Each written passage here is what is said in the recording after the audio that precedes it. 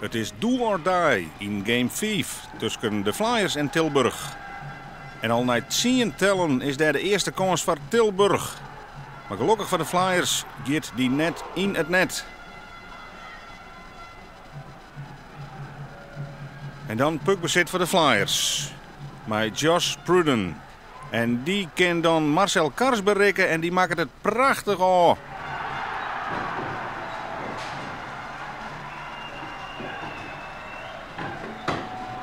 ...24 tellen op de klok, 1-0 voor de Flyers en een dream start.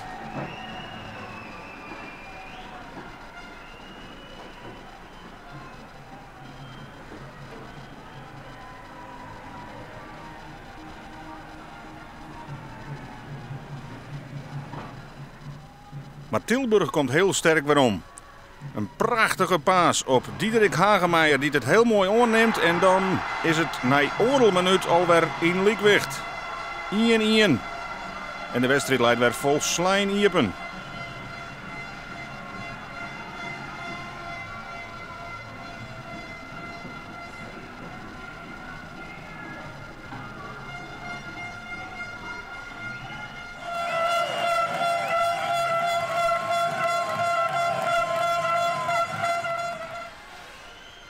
In de tweede periode een opmerkelijk moment.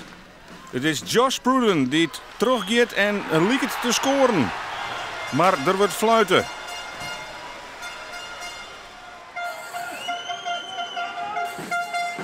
Te betiet, zou toch blikken achteraf. De puck weer los en dus wie dit eens een correcte goal.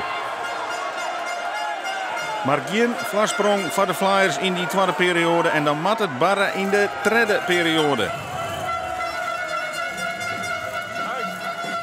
En daarin is een wichtige rol voor Mitch Bruisten. Bruisten die bereikt Giovanni Vogelaar en die helpt verwoestend uit. Een prachtig doelpunt. En de voorsprong dan toch voor de Flyers.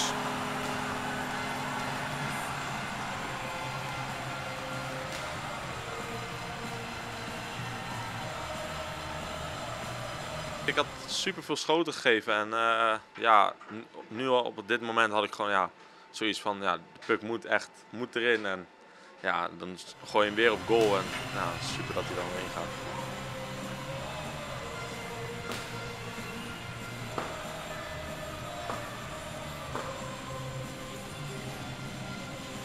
Nogal iets 10 minuten te gaan. Coach Chris Eimers coacht zijn team, want die voorsprong die mij net meer bijjong worden.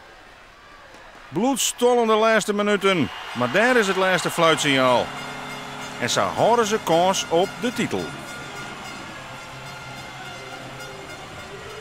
Vandaag hebben we een goede bounce-back gehad.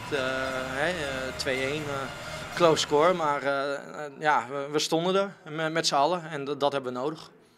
Ja, zeker weten. Nu gaan we door naar vrijdag. Ja, vrijdag weer knallen en dan zondag afmaken.